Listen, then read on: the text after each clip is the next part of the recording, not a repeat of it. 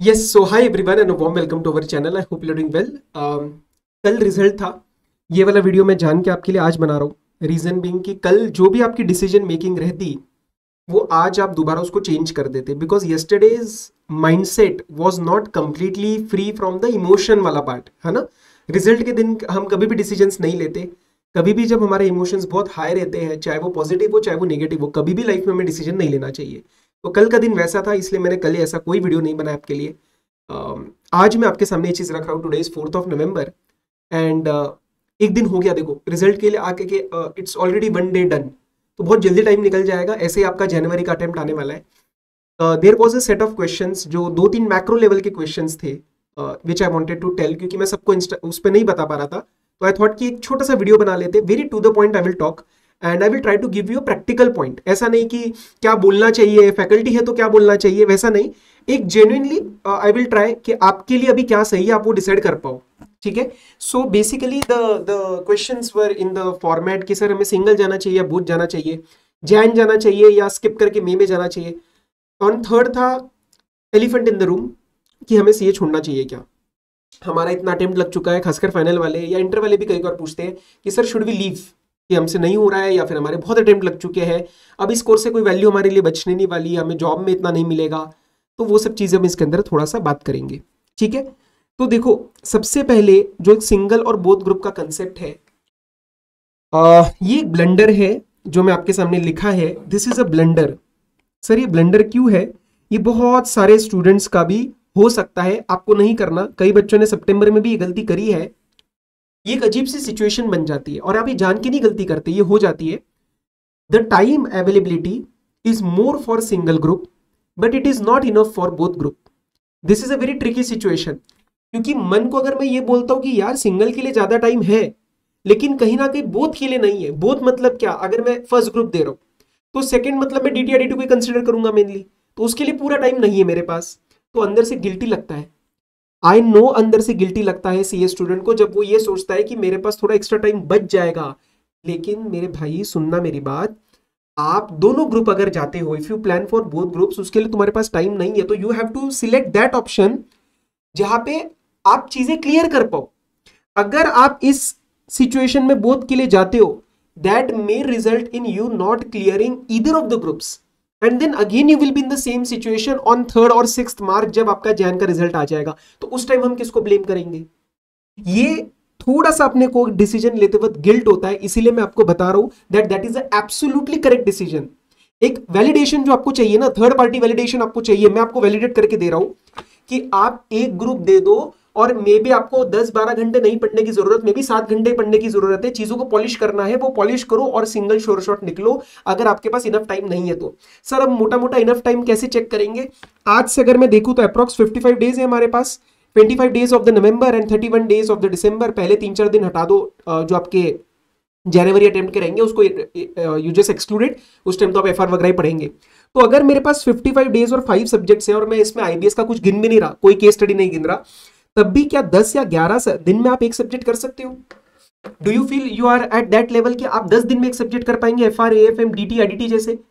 अगर नहीं तो इसका मतलब आपके पास बोथ ग्रुप्स के लिए और नॉट रेडी। बहुत सारे बच्चे ऐसे जिन्होंने 1.5 महीना कुछ नहीं पढ़ा, जिन्होंने रिजल्ट्स के एग्जाम के बाद कुछ भी नहीं पढ़ा, बिकॉज दे वर एक्सपेक्टिंग कि मैं क्लियर हो जाऊंगा, क्लियर हो जाऊंगी, और वो नहीं हुआ। तो अब वो गिल्ट के चक्कर में, अब वो गुस्से के चक्कर में, अब वो फ्रस्ट्रेशन के चक्कर में, सर अब मैं दोनों दूंगा, ऐसा मत करना। You have to see readiness.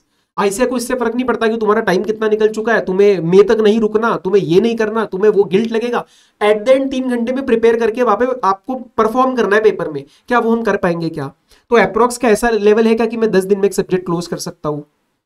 मैं ये नहीं कह रहा आपको इंप्लीमेंट करना है, मैं this is just a decision making metric कि क्या आप 10 दिन में एक सब्जेक्ट अभी कर सकते हो, तो इसका मतलब आपके पास 5 सब्जेक्ट क्या हैंडल करने का वो है अभी बैंडविड्थ, लेकिन नहीं है। तो प्रोबेबिलिटी गेम पे क्यों चलना है? फिर 40 ले आएंगे, 50 ले आएंगे, स्मार्ट एनालिसिस, वो सब मत करना मेरे हिसाब से, वो सब मत करना। Then you go sure shot one group and next group in में। यार कितना टाइम तो है नहीं ना भाई, पहले 6 महीने का वेट होता था, है ना, मतलब रिजल्ट का टाइम हटा के 4 महीने। अब वैसा थोड़ी है यार, तुम वैसा ही समझ लो, अभी अभी तुम वैसा ही समझ लो कि मे का अटेम्प्ट होता तो मे के लिए रुकना ही पड़ता ना। तो आप जैन और में अलग अलग देके क्लियर करो ना, और 70-70, 80-80 नंबर लाओ। क्यों इतना तुम उसके अंदर मतलब गड़बड़ कर रहे हो? और अगर 1.5 महीना पढ़ाई करी है, कई बच्चे ऐसे थे जिन्होंने 1.5 महीना में 1 या 2 सब्जेक्ट किया है, तो अब आप पीछे मत हटो, आप अब बोथ ग्रुप्स के लिए जाओ। सी एट द एंड डिसीजन आपको लेना है, मैं अलग अलग चीजें आपको बता सकता हूं। I just want to highlight a fact that please give both groups for the right reason. The reason is your preparedness, reason is your study. Reason cannot be मुझे मई तक नहीं वेट करना, मेरे दोस्त निकल गए, मैं फ्रस्ट्रेट हो चुका हूं, मेरे से और बैठा नहीं जाएगा, या मेरे पास सिंगल के लिए ज्यादा टाइम है, ये नहीं बन सकता आपका रीजन साहब। ठीक है, ये एक अगला एक पॉइंट आता है, सर मैं मई तक नहीं रुकना चाहता। अरे तुम्हारे मन से कुछ नहीं है, तुम्हें क्या रुकना है, तुम्हें नहीं रुकना है। मैं फिर से बोल रहा हूं, थोड़ा हार्श नहीं बोल रहा हूं, 3 घंटे में प्रिपेयर, आपको वो 3 घंटे में पेपर दे पाओगे क्या, वो आपकी रेडी हो क्या, तो आपको दोनों ग्रुप्स के लिए जाना है। मैसअप हो रहा है, सब चीजें मिक्स मैच हो रही है, किसी तरीके से ऊपर ऊपर से चीजें कर रहे हो, नहीं, सिंगल ग्रुप जाओ। कौन सा ग्रुप है वो तुम्हें सिलेक्ट करना है। एक ये आजकल स्ट्रेटेजी चलती है बहुत कि सर मैं एक ग्रुप दे देता हूं और एक सब्जेक्ट में दूसरे ग्रुप का देता हूं 60 लाने के लिए। ये अब इतना कुछ इसका रेलेवेंस बचा नहीं है। ये पहले जब 4-4 सब्जेक्ट होते थे तब ठीक था। अब 3 पे ध्यान दो, उसके बाद 3 पे ध्यान दो। एक ग्रुप अगर सिलेक्ट कर रहे हो तो एक ही ग्रुप पे ध्यान देना है। कन्विक्शन के साथ पढ़ो। अगर आप सॉरी अगर आप 10 दिन में ऐसे पढ़ते हो कि चलो अभी मैं करके देख लेता हूं फिर चेंज कर दूंगा, गाइस वो नहीं होती अच्छी पढ़ाई। मैं चाहता हूं, मैं तभी आज इसको अपलोड कर रहा हूं कि आज आप एक रैशनल डिसीजन लेंगे। आज 4 नवंबर है, आज शाम तक आपका एक डिसीजन आ जाना चाहिए जब भी आप ये वीडियो देख रहे हैं। एंड 5 नवंबर से गाइस, 5 नवंबर से आपको एक प्रॉमिस करना है। कमेंट करो, जैसे मर्जी करो, लिख के रखो। 5 नवंबर से अब जो है मेरा क्लैरिटी के साथ पढ़ाई होएगा। 55 दिन है यार, 50-55 डेज है। आ जाएगा अभी अटेम्प्ट आपका 5 तारीख से, योर एग्जाम्स विल स्टार्ट। तुम्हें समझ में भी नहीं आएगा तो यार 50 डेज के लिए तो यार हमें क्लैरिटी के साथ ही पढ़ना है ना। उसके अंदर दोबारा इफ्स एंड बट्स एंड देखेंगे वो देखेंगे, ऐसा नहीं चलना चाहिए। This is my opinion. अब यही आई थिंक आपको क्लैरिटी देगा कि मुझे जैन में जाना है या मई में जाना है। कईयों को ये है कि सर मैं जनवरी का स्किप करके मई में रैंक लाना चाहता हूँ। देखो कर सकते हो, कईयों को होता है कि सर मुझे रैंक के लिए पढ़ना है, आप कर सकते हो। मैं होता तो मैं नहीं करता। मुझे ऐसा लगता है कि यार अभी अगर 3 सब्जेक्ट है, मैं जैन में ढंग से क्लियर कर लेता हूँ, पता नहीं 5 सब्जेक्ट के टाइम कुछ और प्रॉब्लम आ जाए। सो इन माई ओपिनियन आपकी वो पर्सनल डिसीजन है, बट जो भी डिसीजन लेना उस पर स्टिक करना। हम क्या करेंगे, हम एक डिसीजन लेंगे, फिर दोस्तों से बात करेंगे, फिर 10 दिन बाद दोबारा कुछ और लगेगा, वैसा नहीं होना चाहिए। और a very different kind of a trend which I am observing कि बच्चा डीटी आईडीटी में 50-50 ला रहा है। पहली बात तो आईडीटी में तुम्हारे 60-70 टारगेट होने चाहिए, डीटी में 55 ऊपर टारगेट होने चाहिए। ठीक है, तो ये बढ़ने ही चाहिए नंबर। अगर तुम डीटी में 55 से कम ला रहे हो, आईडीटी में 60 से कम ला रहे हो, you have to do something, you have to do something for that. रही बात आईबीएस की, और ग्रुप 1 में भी मैं ये देख रहा हूँ एफआर एएफएम बच्चे पास हो रहे हैं 50-55 जैसे भी है, 48 50 52, एंड ऑडिट में आ रहे कम। ऑडिट में 38 या 28 20 मैंने ऐसे भी नंबर देखे, और आईबीएस में भी ऐसे नंबर देख रहा हूँ 37 36। तो यार इन दोनों को ना थोड़ा सा तुम्हें दिमाग लगा के कुछ करना पड़ेगा। अब देखो IBS is an uncharted territory, ठीक है, किसी को भी नहीं पता कौन क्या कर रहा है। आईबीएस थोड़ा तुक्केबाजी पे चल रहा है। एक गलती जो मैं बताता हूँ, हालांकि आईबीएस के लिए I am trying to do something, अभी मैं देखता हूँ उसमें क्या वर्कआउट हो पाता है। बट आईबीएस के लिए तुम्हें एटलीस्ट ये चीज करनी पड़ेगी कि तुम पूरा का पूरा ग्रुप 1 हवा में नहीं छोड़ सकते हो। लॉ कॉस्टिंग भी नहीं किया हुआ है, ऊपर ऊपर से एसपीएम का पेपर दिया है, ग्रुप 1 भी ढंग से नहीं हुआ है, बस ऊपर ऊपर से रिवीजन कुछ देख लिया। No, what I would suggest कि आप जो 4-5 सब्जेक्ट्स है, एफआर एएफएम ऑडिट लॉ और कॉस्टिंग, उसमें से एटलीस्ट 3 सब्जेक्ट ढंग से करो, एसपीएम में से 1 और बचे हुए 3 में से 2, एंड देन डीटी आईडीटी। इतना करने के बाद आईबीएस में तुम पास हो जाओगे, इतना मैं आपको बता देता हूँ। बहुत बच्चों के पेपर खराब हुए थे, मुझे पता है आईबीएस के। I don't remember any message saying कि आईबीएस अच्छा हुआ, बट पास तो हुए ना लोग, 45 50 52 तक आई है काफी जनों के। तो वो एक कोशिश करना। ऑडिट में अगर तुम्हारे 20 25 28 नंबर है तो ये सब्जेक्ट तुम्हें नए की तरह ट्रीट करना है। तुम्हें पूरा अप्रोच चेंज करना पड़ेगा। तुम्हें पहले तो 10-12 वीडियोस देखो कि कौन लोग कैसे ऑडिट में क्या प्रिपेयर कर रहे हैं। Try to find gaps. वो गैप्स किधर है, कहीं मेरे अंडरस्टैंडिंग में प्रॉब्लम है या कहीं पे मेरे लिखने में प्रॉब्लम है। ऑडिट में तुम्हें वो चीज करनी पड़ेगी, क्योंकि गाइस मेरे को बुरा वहां पे लग रहा है जहां पे बच्चा डीटी एफआर एएफएम अच्छे से निकल रहा है, ग्रुप 2 लेकर बैठा है, ऑडिट उसको रोके जा रहा है। तो ऑडिट में एक बार आपको कस के मेहनत करनी पड़ेगी। ठीक है, सो इन दोनों को जरा स्पेशली टारगेट करना बिफोर यू ट्राई, जस्ट वही चीजें रिपीट नहीं करनी, आपको नए तरीके से पढ़ना पड़ेगा। रही बात लीविंग सीए की, ये भी एक टॉपिक था, और मैं यहाँ पे एज अ फैकल्टी बात नहीं कर रहा, मैं यहाँ पे बात कर रहा हूँ एज अ एक गुड फेथ में जो आपसे बात करनी है। देखो, सीए छोड़ना है या नहीं छोड़ना, ये डिसीजन प्योरली एंड प्योरली आपका है। ठीक है, इसके अंदर मेरा कोई रोल नहीं है। मैं आपको ये भी नहीं बोलूंगा छोड़ो नहीं छोड़ो, मैं आपको कुछ पॉइंटर्स देता हूँ, उसको कंसिडर करना, फैमिली के साथ बैठना और डिसीजन लेना। सीए छोड़ना जितना लगता है फ्रस्ट्रेशन के अंदर कि यार छोड़ देते, मेरे से नहीं हो रहा है, उतना ईजी नहीं है। I know lot of people जो कि सीए छोड़ के 2 साल 3 साल 4 साल बाद वापस आ जाते हैं। तो सीए छोड़ने से पहले एक बार ये सवाल अपने आप से पूछ लेना कि क्या आपने अपना 100% दिया। कई बच्चे यहाँ पे आंसर देंगे, नहीं सर मेरा कुछ ना कुछ छूट रहा है, मेरा मॉक टेस्ट नहीं हो रहा है, या मेरा मे बी मेरी पूरी एक आध सब्जेक्ट में मेरी पकड़ नहीं है, मैं उसमें प्रोबेबिलिटी पे खेलता हूँ, एबीसी करता हूँ। वो सारे आपके क्वेश्चंस क्रॉस हो जाने चाहिए, all those things should be completely zero. वो सारे क्वेश्चंस आपके फुलफिल हो जाने चाहिए, कहीं पे भी कोई कमी नहीं रहनी चाहिए, तो ही आप ये डिसीजन ले पाओगे। वरना मन में खलती रहेगी बात कि यार मैंने अपना जो है वो बेस्ट नहीं दिया है। ठीक है। अब सेकेंडली एक अदर पॉइंट ऑफ व्यू ये बनता है कि सर अगर सीए नहीं तो क्या, एन नंबर ऑफ ऑप्शंस है। Again lot of things will come into play कि आपका फैमिली बैकग्राउंड क्या है, फाइनेंशियल बैकग्राउंड क्या है, साथ में डिग्री कौन सी है, रेगुलर है या नहीं है, एमबीए के लिए फाइनेंशियल बैकग्राउंड है या नहीं है, प्रोफाइल अच्छी है या नहीं है, तो वो चीज़ें तो अलग रही। बट अगर आपको लगता है कि सर मेरा एज 28 30 31 हो चुका है और मेरा सीए रह रहा है और मैं सब कुछ करके देख चुका हूँ, खासकर अगर आपके दोनों ग्रुप पेंडिंग है, तो you can consider something else. I will be very honest, ठीक है। लेकिन एक ग्रुप ही रहता है, 4 8 10 12 नंबर से ही पीछे रह रहे हो तो देना पड़ेगा तुम्हें, तुम छोड़ नहीं पाओगे, मैं तुम्हें बता देता हूँ। सो ये दो फैक्टर्स को आप कंसिडर करना कि आप सब कुछ कर चुके हो अपनी तरफ से बेस्ट। ठीक है।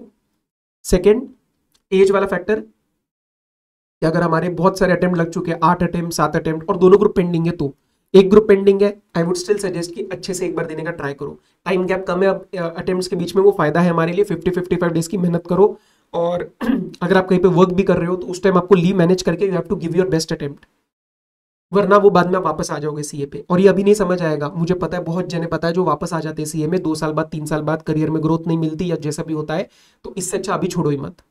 हाँ, अगर आपको लग रहा है बहुत ज्यादा फटीग है, बहुत ज्यादा घर पे बैठ चुके हैं, तो यू कैन कंसिडर छोटा मोटा कहीं पे कोई आप बाहर निकलो घर से। That will not be a job for money, that will be a job for living your house. तो उतना आप घर से बाहर जा सकते हो, थोड़ा सा रिफ्रेशमेंट पॉइंट ऑफ व्यू से, तो वो चीज कर सकते हो। एक और चीज, आप बहुत सारे बच्चे जो है ना वो ओरली पढ़ते हैं, ये दो चीजें मैं आपको और बता रहा हूँ। ये स्ट्रेटेजी में वैसे तो डिस्कस होने वाला है, बट ये चीजों का कंसिडर करना, ओरली नहीं पढ़ना है। ठीक है। At least in the month of November चीजें लिख के पढ़ो, keywords, headings, solving, solutions, figures, practical papers, वो आपको थोड़ा लिख के पढ़ना है। और दूसरा, तुम्हें मॉक्स देने हैं। ठीक है। अब मैं क्या करता था कभी कभार, आज के इसमें तो बहुत सारे पोर्टल्स भी अवेलेबल है, अगर आप एमटीपी भी करते हो सॉल्व, तो एटलीस्ट उसको 3 घंटा मतलब 2 hours 45 मिनट्स में एक बार देकर तो देखो। कल बहुत जनों से ऐसी बात हुई जिन्होंने मॉक्स ही नहीं दिया हुआ, या कहते सर एमटीपी देख लिया था आपकी वीडियो से। नहीं नहीं नहीं नहीं, वीडियो से देख के क्या होता है, आपने सॉल्व किया क्या? क्या एक भी पेपर, अगर आप 5 पेपर वहां पे देने वाले हो, तो 5 से पहले घर पे 5 या मिनिमम 10, मतलब जो भी है, एक बार या 2 बार आपको मिनिमम 5 और 10 पेपर्स आपको घर पे देने हैं। और घर पे आपके 60 70 80 नंबर आने चाहिए, तो 5-8 नंबर ऊपर नीचे होके वो आपके जो आपके क्लास, जो आपका फाइनल पेपर होगा सीए का, उसके अंदर आएंगे। तो वही एक रिक्वेस्ट है कि थोड़ा चीजों को सिंपल रखो। सारी चीजें करनी है, लिख के पढ़नी है, मॉक टेस्ट देना है, जैसा बचपन में स्कूल गया ना वैसा इस चीज को ले लो आप। एक्स्ट्रा चीजें सब हटा दो, स्मार्ट वर्क हटा दो, एबीसी एनालिसिस हटा दो, चुपचाप hard work, keep it simple, silly way में आप काम करो, एंड दोनों ग्रुप्स का डिसीजन सही से लेना। ठीक है। सो ये मेरे साइड से कुछ बातें थी, हमने लिए अभी 13-14 मिनट, बट आई थिंक थोड़ा सा क्लैरिटी मिला होगा। और एक और बात बता देता हूँ, there is no one right decision, it's about taking a decision and then you have to उसको निभाना है, you have to make it right, you have to prove it right.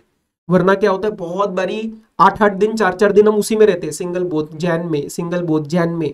मेरे साथ हुआ था, और मेरे 2-3 दिन बर्बाद हो गए थे उसमें, दिमाग सोच सोच के खराब हो जाता है। वैसा मत करना, एक डिसीजन लो। आज आपको डिसीजन लेना है, स्टेटस बनाना है अपना, पेपर पे लिख के क्या सिचुएशन है, अंदर से खुद को आवाज आ जाती है कि मैं किस लेवल पे भी स्टैंड कर रहा हूँ, उसके हिसाब से निभाओ। और अगर एक ग्रुप दे रहे हो तो उसमें कोई शर्म वाली बात नहीं है, यार मैं एक ग्रुप दे रहा हूँ आगे प्रॉब्लम होगा, कुछ नहीं होता है। पहले अभी क्लियर करना इज योर प्राइमरी एम। ये था मेरे साइड से। अब आपके जो 2 मेरे साइड से और चीजें पेंडिंग है जो हमारी बात हुई है, दैट इज आईडीटी का प्लानर और एक ओवरऑल प्लानिंग, मतलब आपका जो ग्रुप्स का सिचुएशन, जो मेनली बोथ ग्रुप्स के लिए रहता है कि मोटा मोटा कैसे प्लान कर सकते हैं, किस दिन मॉक टेस्ट दे, वो दोनों अलग वीडियो आएगा। ये थोड़ा मैक्रो लेवल पे था, ये थोड़ा सा पोस्ट रिजल्ट वाला एक सेशन था। अब मैं लाइव लेने वाला था, नहीं ले पाया, क्लासेस के बीच में फटाफट रिकॉर्ड कर रहा हूँ आपके लिए, तो I hope this is useful. इसके सिवाय एक टाइप ऑफ क्वेरी आता है, सर हम वर्किंग प्रोफेशनल है, तो हाँ, तो वो स्ट्रेटेजी वाले में डिस्कस कर लेंगे। ठीक है। बाकी कुछ लगता है आपको मेरे साइड से पेंडिंग है या आपको कुछ ऐसा चाहिए स्पेसिफिकली, तो आप कमेंट करना, I will try my level best to deliver it. Okay जी, सो ऑल द बेस्ट, ज़्यादा लोड मत लो, बहुत गया कल का दिन, I can understand, but time बहुत जल्दी निकल जाता है। डेढ़ हो गया, एक दिन हो गया, 11 बजे कल रिजल्ट आया था, ये 2-2:30 बजे हम ये अपलोड कर रहे हैं, मतलब फटाफट टाइम निकल जाएगा। तो 1.5 महीने की बात है, क्विकली ऐसे बैठना नहीं है, निकालो इसको, क्लियर करो आगे, योर फ्यूचर इज देयर, अभी इतना लो मत फील करना। Bye bye.